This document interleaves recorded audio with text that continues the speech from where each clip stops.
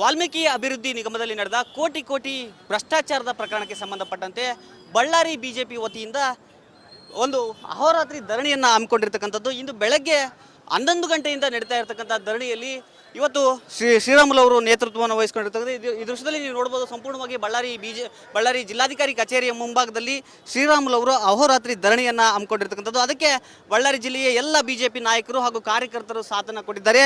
ಈ ಎಲ್ಲ ಕಾರ್ಯಕರ್ತರು ಹಾಗೂ ನಾಯಕರ ಒಕ್ಕೊರಲಿನ ಒತ್ತಾಯ ಏನಂದರೆ, ಈ ಒಂದು ಭ್ರಷ್ಟಾಚಾರದಲ್ಲಿ ಕೇವಲ ನಾಗೇಂದ್ರ ಅವರ ರಾಜೀನಾಮೆಯನ್ನು ಪಡೆದರೆ ಸಾಲದು, ಜೊತೆಗೆ CM ಸಿದ್ದರಾಮಯ್ಯನವರು ಕೂಡ ಇದಕ್ಕೆ ಹೊಣೆ ಹಾಕ್ತಾರೆ, ಜೊತೆಗೆ ಇದರ ಕಿಂಗ್ ಪಿನ್ ಯಾರೋ ಇದ್ದಾರೆ ಅವರನ್ನು ಕೂಡ ಬಂಧಿಸಬೇಕು ಅನ್ನುವ ನಿಟ್ಟಿನಲ್ಲಿ ಒತ್ತಾಯವನ್ನು ಮಾಡ್ತಾ ಇರ್ತಕ್ಕಂಥದ್ದು. ನಾನೀಗ ನೇರವಾಗಿ ಮಾಜಿ ಸಚಿವ ಶ್ರೀರಾಮುಲು ಅವ್ರನ್ನ ಮಾತನಾಡ್ತೀನಿ. ಸರ್, ಏನು ಹೇಳ್ತೀರಾ ಸರ್? ಬೆಳಗ್ಗೆಯಿಂದನೂ ಕೂಡ ಧರಣಿ ಮಾಡ್ತಿದ್ದೀರಾ, ಇನ್ನೂ ಎಲ್ಲಿವರೆಗೂ ಕೂಡ ನಿಮ್ಮ ಧರಣಿ ಮುಂದುವರಿಯುತ್ತೆ? ನಮ್ಮದು ಇವತ್ತಿನ ಪಾರ್ಟಿಯ ನಮ್ಮ ನಾಯಕರೆಲ್ಲರಿಗೂ ತೀರ್ಮಾನ, ಇವತ್ತು ಅಹೋರಾತ್ರಿ ಬೆಳಗಿನ ತನಕ ಕೂಡ ಈ ಹೋರಾಟ ಮುಂದುವರಿಸಬೇಕು ಅನ್ನೋಂಥ ತೀರ್ಮಾನವನ್ನು ತೊಗೊಂಡಿದ್ವಿ. ಯಾಕಂದರೆ ನಮಗೆ ಬಳ್ಳಾರಿ ಜಿಲ್ಲೆಯಲ್ಲಿ ಇವತ್ತು ಇಡೀ ರಾಜ್ಯದಾದ್ಯಂತ ಜನರು ಭಾರತೀಯ ಜನತಾ ಪಾರ್ಟಿ ಬೆಂಬಲವನ್ನು ಸೂಚಿಸುವಂಥ ಕೆಲಸ ಮಾಡಿದರೆ, ಬುಡಕಟ್ಟು ಸಮುದಾಯಗಳ ಹಣ ಕಳ್ತನ ಮಾಡಿದಕ್ಕೋಸ್ಕರವಾಗಿ ಈ ಸಮುದಾಯದ ಸಂಬಂಧಪಟ್ಟಿರುವಂಥ ಮೀಸಲು ಕ್ಷೇತ್ರದಿಂದ ಗೆದ್ದಂಥ ನಾಗೇಂದ್ರ ಅವರು ಮಂತ್ರಿಗಳಾಗಿ ಇಷ್ಟೊಂದು ದೊಡ್ಡ ಕಳ್ತನ ಆದ ನಂತರ ಪುನಃ ಅವರು ರಾಜೀನಾಮೆಯನ್ನು ಕೊಟ್ಟಾರ.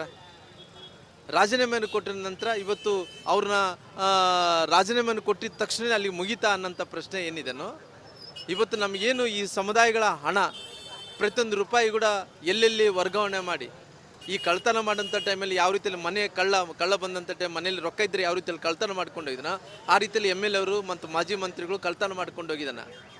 ಕೇವಲ ಅಲ್ಲಿಗೆ ಮುಕ್ತಾಯ ಆಗುತ್ತೆ ಅಂದ್ರಿಗಿನ ಪ್ರತಿಯೊಂದು ರೂಪಾಯಿ ಕೂಡ ವಾಪಸ್ ಬರಬೇಕು, ಪ್ರತಿಯೊಂದು 1 ರೂಪಾಯಿ ಕೂಡ ನಮ್ಮ ನಿಗಮಗಳಿಗೆ ನಮ್ಮ ಸಮುದಾಯಗಳಿಗೆ ವಾಪಸ್ ಬರಬೇಕು ಅನ್ನೋಂಥ ಕಾರಣದಿಂದ ಇವತ್ತು ಹೋರಾಟವನ್ನು ಮಾಡ್ತಾ ಇದ್ವಿ. ತಕ್ಷಣ ಅವ್ರನ್ನ ಅರೆಸ್ಟ್ ಮಾಡಬೇಕು, ಮಾಜಿ ಮಂತ್ರಿಗಳನ್ನ ತಕ್ಷಣ ಅರೆಸ್ಟ್ ಮಾಡಬೇಕು. ಎರಡನೇ ಡಿಮ್ಯಾಂಡನ್ನು ಈ ಚಂದ್ರಶೇಖರ್ ಅವರು ಏನು ಅವರು ಆತ್ಮಹತ್ಯೆ ಮಾಡಿಕೊಂಡ್ರೆ ಅವ್ರ ಕುಟುಂಬಕ್ಕೆ ಪರಿಹಾರವನ್ನು ಕೊಡಿಸ್ಬೇಕು. ಅವ್ರಿಗೆ ಕೆಲಸ ಕೊಡ್ತೀರಾ, ಪರಿಹಾರ ಕೊಡ್ತೀರಾ, ಏನೋ ಒಂದು ಅವ್ರಿಗೆ ದಾರಿ ಆಗಲೇಬೇಕು. ಮೂರನೇ ಡಿಮ್ಯಾಂಡನ್ನು ಇವತ್ತು ಎಲ್ಲ ನಿಗಮಗಳು ಏನಿದ್ದಾವೋ ಆ ನಿಗಮಗಳಲ್ಲಿ ಕೂಡ ಏನೋ ಅವ್ಯವಹಾರ ಆಗಿದೆ ಅಂತ ಅನ್ನುವಂಥ ನಮ್ಮಲ್ಲಿ ಕಾಡ್ತಾ ಇದೆ. ಅದಕ್ಕೋಸ್ಕರವಾಗಿ ಎಲ್ಲ ನಿಗಮಗಳಲ್ಲಿದ್ದಂಥ ಎಲ್ಲ ನಿಗಮಗಳು ಏನಿದ್ದಾವೋ ಅವೆಲ್ಲರಲ್ಲಿ ಕೂಡ ತನಿಖೆ ಆಗಬೇಕಾದ್ರೆ ಈ ಸರ್ಕಾರ ತನಿಖೆ ಮಾಡ್ಲಿಕ್ಕಾಗಲ್ಲ, CBI ಕೊಡಬೇಕಂತೇಳಿ ನಾವು ಒತ್ತಾಯವನ್ನು ಕೂಡ ನಾವು ಮಾಡ್ತಾ ಇದ್ದೀವಿ. ಈಗ ಒಂದು ಕಡೆಗೆ ನೀವು ನಾಗೇಂದ್ರ ಅವರು ಅರೆಸ್ಟ್ ಆಗಬೇಕು ಅಂತ ಹೇಳ್ತಿದ್ರ, ಕನಿಷ್ಠ ಪಕ್ಷ ಅವರನ್ನು ಇಲ್ಲಿಯವರೆಗೂ ಕೂಡ ತನಿಖೆಗೆ ಕೂಡ ಅಂದರೆ ವಿಚಾರಣೆಗೂ ಕೂಡ ಕರೆದಿಲ್ಲ, ಇದ್ರ ಬಗ್ಗೆ ಏನು ಹೇಳ್ತೀರಿ? ನೋಡ್ರಿ, ಆಲ್ರೆಡಿ ಬ್ಯಾಂಕು ಏನಿದೆನೋ ಬ್ಯಾಂಕರ್ಸು ರೂಲ್ಸ್ ಪ್ರಕಾರ CBIಗೆ ಕೊಟ್ಟುಬಿಟ್ಟಾರೆ.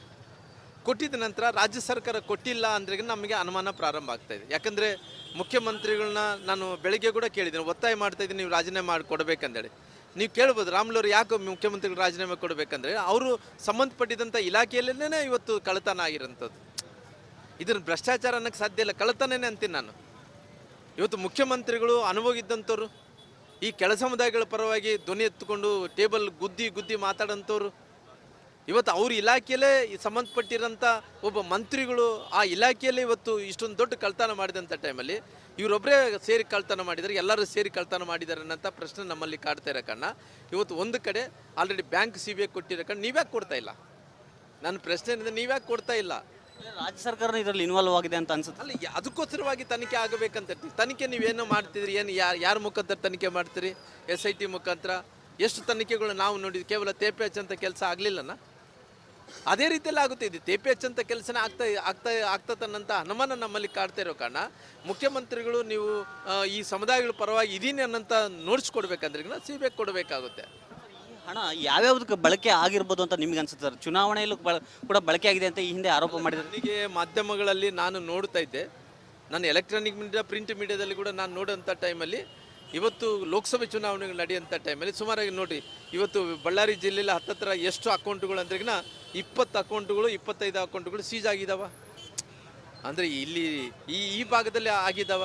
ಅವೆಲ್ಲ ಕೂಡ ಲೋಕಸಭೆ ಚುನಾವಣೆಗಳಲ್ಲಿ, ಆ ಲೋಕಸಭೆ ಚುನಾವಣೆಯಲ್ಲಿ ಕೂಡ ನಾನು ಮಾಧ್ಯಮಗಳಲ್ಲಿ ನೋಡೋಂಥ ಟೈಮಲ್ಲಿ ಲೋಕಸಭೆ ಚುನಾವಣೆಯಲ್ಲಿ ಕೂಡ ಬಳ್ಳಾರಿ ಜಿಲ್ಲೆಯಲ್ಲಿ ಕೂಡ ಈ ಹಣ ಬಂದಿದೆ ಅನ್ನೋಂಥದ್ದು ಕೂಡ ನಮಗೆ ಕಾಣ್ತಾ ಇದೆ. ಈ ಹಣದಿಂದನೇ ಅವರು ಇವತ್ತು ಎಲೆಕ್ಷನ್ ಮಾಡಿದ ಲೋಕಸಭೆ ಎಲೆಕ್ಷನ್ ಮಾಡಿದಾರ. ಹಂಗಾಗಿ ಇವತ್ತು ಕೇವಲ ಆಂಧ್ರಕ್ಕೆ ಕಳಿಸಿದಾರ, ಅಲ್ಲಿ ಯಾರೋ ದನ ಕಾಯುವಂಥವ್ರು ಯಾವ್ಯಾವ ಏಜೆನ್ಸಿಗಳ್ಗೆ ಹಾಕಿದಾರ. ಇಲ್ಲಿ ಕೂಡ ಎಷ್ಟು ಅಕೌಂಟ್ಗಳು ಇವತ್ತು ಸೀಜ್ ಆಗೋದು ನೋಡ್ತಾ ಇದ್ರೆ, ಇವತ್ತೆಲ್ಲ ನೋಡ್ತಾ ಇದ್ರೆ ಈ ಸುಮಾರು ಹತ್ತತ್ರ ನಮ್ಮ ಬಳ್ಳಾರಿ ಜಿಲ್ಲೆಯಲ್ಲಿ 20-25 ಕೋಟಿ ರೂಪಾಯಿ ಹಣ ಎಲೆಕ್ಷನ್ ಸಂದರ್ಭದಲ್ಲಿ ಬಂದ ಆ ಹಣವನ್ನು ಆ ಸಮುದಾಯಗಳ ಬುಡಕಟ್ಟು ಸಮುದಾಯಗಳ ST ಸಮುದಾಯದ ಹಣ ಇವತ್ತು ಎಲೆಕ್ಷನ್ಗೆ ಬಳಕೆ ಮಾಡಿಕೊಂಡಿದ್ದಾರೆ. ಇವೆಲ್ಲ ನೋಡಿದಂಥ ಟೈಮಲ್ಲಿ ನಮ್ಮೆಲ್ಲರೂ ಕೂಡ ಅನುಮಾನ ಕಾಡ್ತಾ ಇದೆ.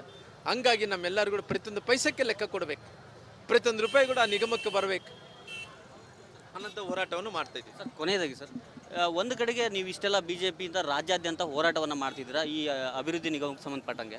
ಆದರೆ ಕಾಂಗ್ರೆಸ್ ಸರ್ಕಾರ ಒಂದು ಕಡೆಗೆ ನಿರ್ಲಕ್ಷ್ಯ ಮಾಡ್ತಾ ಇದೆ ಅಂತ ಅನ್ಸುತ್ತೆ. ಯಾಕಂದರೆ ಅವರು CM ವಿಚಾರವಾಗಿ DCM ವಿಚಾರವಾಗಿ ಬರೀ ಚರ್ಚೆ ಮಾಡ್ತಿದ್ದಾರೆ, ದೆಹಲಿಗೆ ಹೋಗ್ತಿದ್ದಾರೆ, ಈ ವಿಚಾರಗಳೇ ಚರ್ಚೆ ಆಗ್ತಿರ್ತಕ್ಕಂಥ. ಇದನ್ನು ಸಂಪೂರ್ಣವಾಗಿ ನೆಗ್ಲೆಕ್ಟ್ ಮಾಡಿ ನೋಡ್ರಿ, ನೆಗ್ಲೆಕ್ಟ್ ಮಾಡೋದು ಅನ್ನೋದಕ್ಕಿಂತ ಜನರು ಸದ್ಯಕ್ಕಂತ ಯಾವುದೇ ಚುನಾವಣೆಗಳಿಲ್ಲ. ಚುನಾವಣೆಗಳು ಬಂದಂಥ ಸಂದರ್ಭದಲ್ಲಿ ಜನರು ಇವ್ರಿಗೆ ತಕ್ಕ ಉತ್ತರ ಕೊಡ್ತಾರೆ. ಅಂದರೆ ಆಲ್ರೆಡಿ ಅವರು ಇವಾಗ ನೋಡ್ರಿ ಲೋಕಸಭಾ ಚುನಾವಣೆಗಳಲ್ಲಿ ಬಳ್ಳಾರಿ ಜಿಲ್ಲೆಯಿಂದ ಅವ್ರು ಗೆದ್ದರು. ಇವತ್ತು ಹೈದರಾಬಾದ್ ಕರ್ನಾಟಕ ಜಿಲ್ಲೆಯಲ್ಲಿ ಗೆಲ್ಲಕ್ಕಾಗಲಿಲ್ಲ. ಹಂಗಾಗಿ ಇವತ್ತು ಗೆದ್ದ ನಂತರ ಅವ್ರು ಏನಾಗಿದೆ ಅಂತ ಹೇಳಿದ್ರೆ ಎಲ್ಲವನ್ನು ಕೂಡ ಮರ್ತೋಗ್ತಾರೆ. ಈ ಸಮುದಾಯದ ಹಣ ಕೂಡ ಮರ್ತೋಗಿದ್ದಾರೆ.